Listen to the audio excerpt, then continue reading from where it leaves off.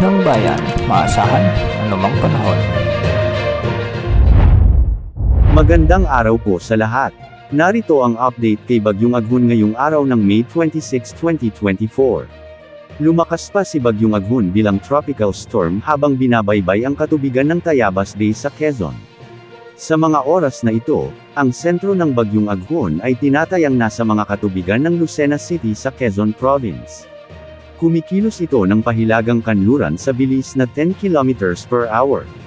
Taglay ang lakas ng hangin na aabot sa 65 km per hour malapit sa sentro, at gustiness ng hangin na umaabot sa 90 km per hour. Ayon sa latest track nito, si Aghun ay inaasahang maglalandfall sa lalawigan ng Quezon sa loob ng susunod na 3 oras at sa susunod na 12 oras, tatawilin ng bagyo ang kalupaan ng mainland Calabarzon at Polillo Islands. Tinataya na si Aghun ay lalakbayin ang mga katubigan sa silangang baybayin ng Quezon o Aurora ngayong gabi o bukas ng umaga. Habang binabagtas ang kalupaan, mataas ang posibilidad na mananatiling tropical storm ang taglay nitong lakas. Bagaman hindi isinasantabi ang posibilidad na hamina ito at maging tropical depression habang nasa kalupaan ng Calabarzon dahil sa land interaction, inaasahan na magdadala pa rin ito ng malalakas na ulan at hangin.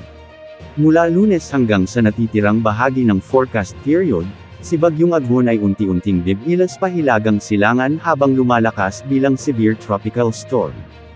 Inaasahang aabot ito sa severe tropical storm category sa Martes. Ang pagiging typhoon ng Aghun habang nasa Philippine Area of Responsibility ay hindi pa rin isinasantabi, bagaman maaari na mangyari ito habang malayo na sa kalupaan ng Luzon.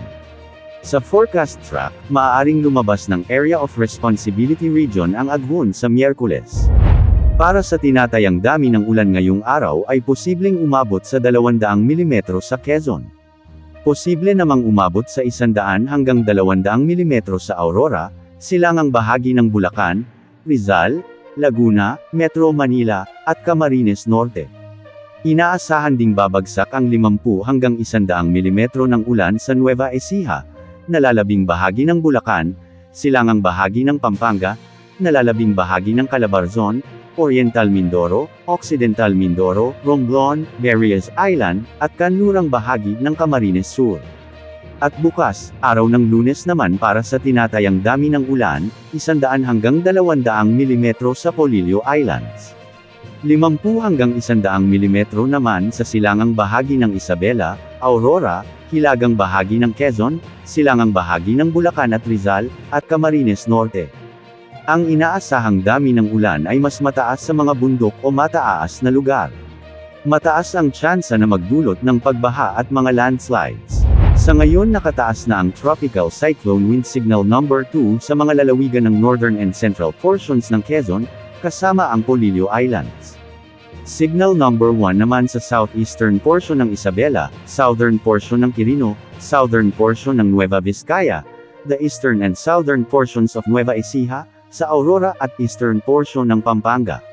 Signal number 1 din sa Bulacan, Metro Manila, natitirang bahagi ng Quezon, Rizal, Laguna, Cavite, Batangas, northern portion ng Oriental Mindoro, Marinduque, Romblon, Camarines Norte, Camarines Sur, northern portion ng Albay, at Berries Island.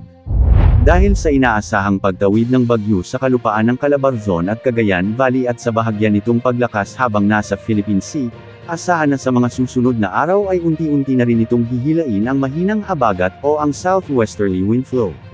Makakaapekto naman ang pag-uulan nito sa kanlurang bahagi ng bansa particular sa Palawan, Zambales, Mindoro Provinces, Bataan, Pangasinan, La Union, at Ilocos Provinces.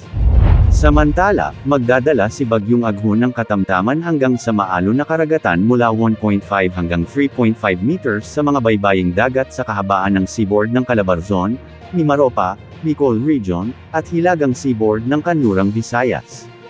Ang mga mangingisda na may mga maliliit na bangka at mga barkong may katulad na laki ay pinapayuhan na mag-iingat habang nakikipagsapalaran sa dagat at, kung maaari, iwasan ang pag-navigate sa mga kondisyong ito, lalo na kung walang karanasan o nagpapatakbo ng mga barkong walang kagamitan.